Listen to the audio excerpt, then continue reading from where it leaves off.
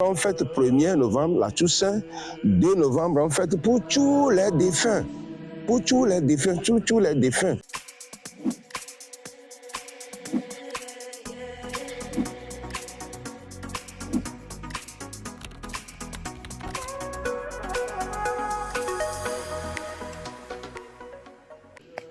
Aujourd'hui, 1er novembre, la Toussaint. La fête de la Toussaint trouve son origine au IVe siècle dans l'Église d'Orient, en Turquie, Syrie ou encore en Égypte.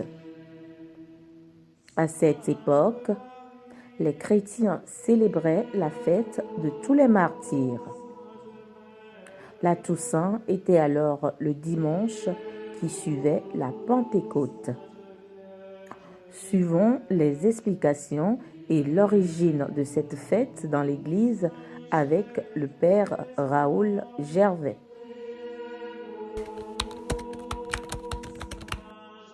Merci pour cette question que tu es en train de poser. Et d'abord, je dirais que la fête de tous les saints, ou bien la Toussaint, est la fête de toute l'Église.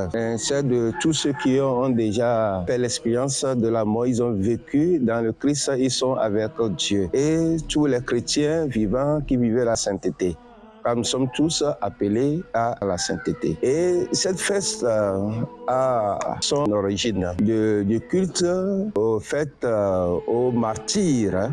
Le culte fait aux martyrs. Dans le temps, au temps apostolique, il y avait eu des chrétiens qui sont tellement engagés pour la cause de Christ, qui sont morts pour la cause de Christ. Le jour de leur décès, ou bien là où ils sont enterrés, et le lieu là devient un lieu de pèlerinage. Comme ils ont sacrifié leur vie, ils ont tué ces martyrs chrétiens qui se sont tués là.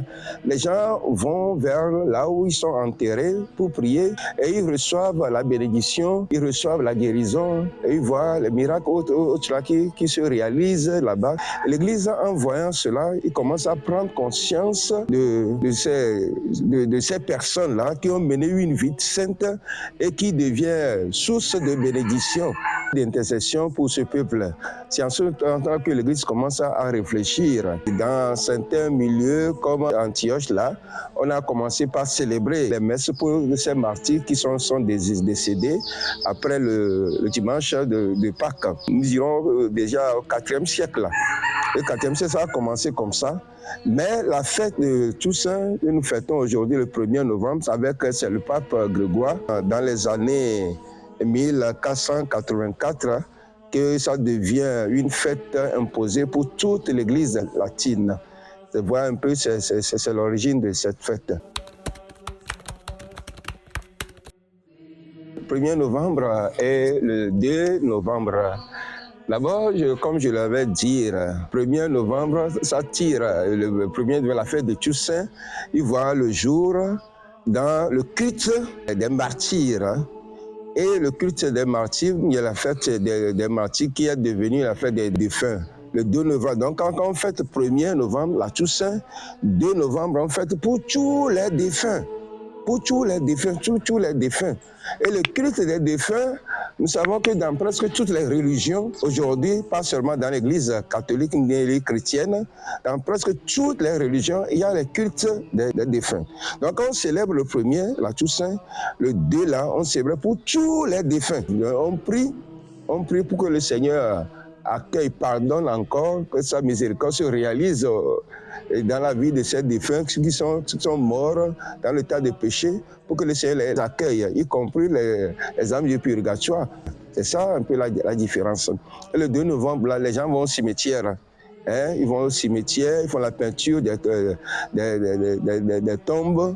Ils font la peinture des tombes, ils balaient les cimetières, ils amènent les fleurs pour manifester le signe de l'espérance qu'un jour là, ces personnes qui sont décédées ou bien qui sont endormies dans le Seigneur, un jour viendra, ils vont ressusciter le dernier jour. Et c'est le signe de l'espérance. On va déposer les fleurs là-bas, on va au cimetière pour manifester l'amour à ces défunts de nos familles et autres là.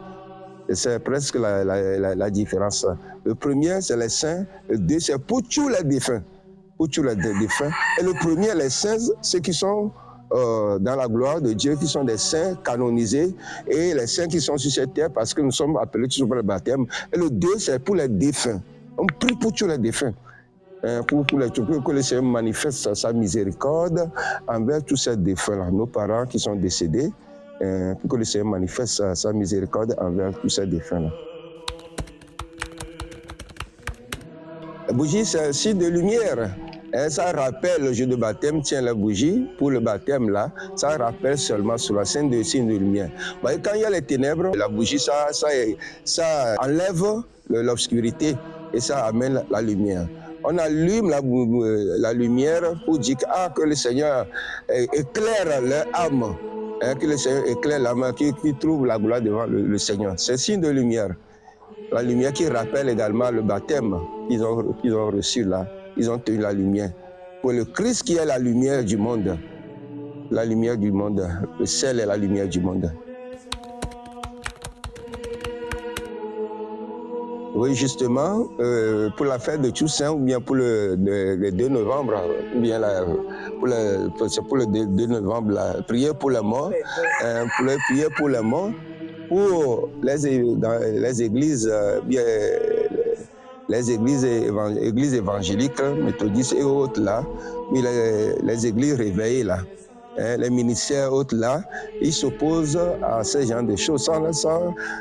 Ça a débuté depuis avec Luther. Luther qui était chrétien, voire même prêtre qui était chrétien, et qui s'oppose à l'Église, à certaines décisions de l'Église. Ils ont choisi uniquement que la parole de Dieu et le sacrement de baptême. Ils ont rejeté certaines choses de l'Église, par exemple le culte des saints ou autres là, et ça continue jusqu'à présent. Jésus-Christ lui-même, il a ressuscité Lazare. Il a prié pour la ressusciter Lazare. Et il a ressuscité cette jeune fille. Lève-toi, réveille-toi, lève-toi. Donc aujourd'hui, si l'Église prie pour ces défunts-là, c'est biblique. L'église de Maccabée, nous en avons parlé de cela. Les gens qui ont tellement été au front à la guerre, et on a constaté qu'eux, ils sont morts. Pourquoi ils sont morts? On a constaté dans leurs affaires qu'ils ont fait des gris-gris, des maraboutages. Raison pour laquelle ils sont morts. Donc on a déjà cotisé pour prier pour ces défunts. Donc c'est-à-dire dans l'Ancien Testament, on continue de prier cela. Et dans le Nouveau Testament, nous implorons la miséricorde de Dieu pour ces défunts, pour que le Seigneur manifeste sa miséricorde de Dieu sur tous ces défunts-là. On ne force pas la main de Dieu, mais on implore la miséricorde de Dieu. Ça fait partie de la théologie de l'Église, la liturgie et la théologie de Dieu. Donc ça continue jusqu'à présent. L'Église est mère. S'il y a un ministère qui veut nous suivre, il nous suit. L'Église ne peut jamais nous mentir. L'Église ne peut jamais nous mentir. Moi, je le dis souvent. L'Église ne peut jamais nous mentir. Le pape, les évêques, tout cela, vaut mieux de mourir avec toutes ces personnes, c'est ceux-là, que de mourir avec deux personnes, quelqu'un qui se dit pasteur et qui a eu l'inspiration, la révélation que le Seigneur lui a dit de faire, de mourir avec cette personne-là. Prier pour les défunts, c'est très, très, très important. Il y a plus des épreuves. Comme je l'avais dit au début, dans toute religion, il y a aussi cet aspect-là. Nous-mêmes, nous sommes africains. Nous prions pour nos défunts. Dans nos cultes, nous prions pour nos défunts. Jésus n'est pas venu pour détruire tout. Il n'est pas venu, il est venu pour achever. Dans notre culture, il y a aussi de la valeur. Prier pour nos défunts dans nos cultures, nos ancêtres, autres là, ce n'est pas une mauvaise chose. La Bible est d'accord pour prier pour les défunts. Et l'Église aussi est d'accord, les magistères sont d'accord. Donc, on ne va pas rester là-bas pour dire que telle Église s'oppose à ça et puis on va le... Non, nous sommes l'Église mère. L'Église mère, ce que nous disons, c'est la vérité. Et on doit demeurer dans cette vérité-là. Qui ne va pas mourir? Est-ce que tu penses que si tu meurs là, tu vas mourir dans l'état de sainteté? Non. Dieu sait connaître nos cœurs. Donc quand on prie, l'Église est en train de prier. Vous voyez, dans l'Eucharistie, on prie pour tous les vivants et tous les morts. Tous ceux qui sont décédés. Nous prions pour tout. On prie pour tout le monde. Y compris les ministères, y compris les protestants. Tout. Nous prions pour toutes ces personnes-là qui sont décédées. Et on implore la miséricorde de Dieu pour eux. Et le 2 novembre, c'est pour tout le monde. On prie pour les musulmans, on prie pour tout le monde. Donc c'est la vérité. C'est la vérité de l'Église. Et de Jésus-Christ et de la parole de Dieu.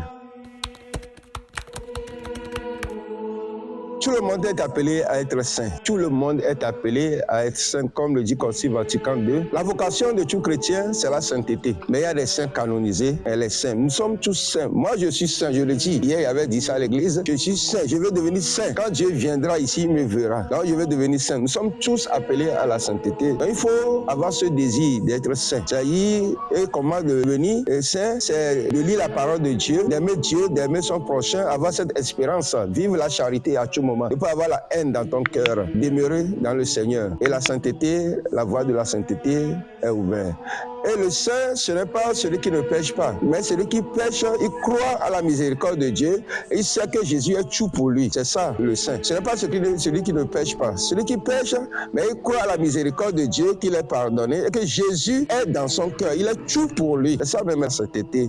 Et nous sommes appelés aussi à prier pour les défunts. Prier pour les défunts, c'est très, très important. J'invite tout le monde à le faire, de prier pour les défunts. Quand tu pries pour les défunts, et quand le défunt est libéré un jour, ce défunt va prier pour toi également.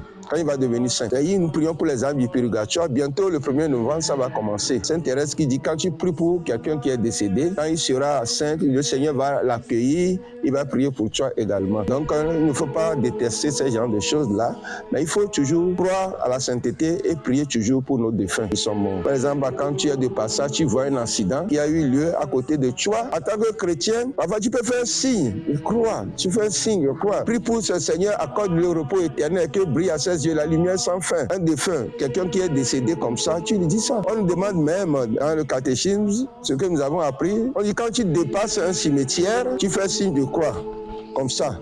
Mais quand tu es un prêtre, tu bénis. C'est ce que nous avons appris. Donc j'invite tout le monde à pratiquer cela également. De prier, de croire à la sainteté et de prier pour les défunts. Les défunts qui sont dans ta famille, prie pour ces défunts-là. Il n'y a rien de mal dedans. Mais plutôt, on ressent toujours la grâce.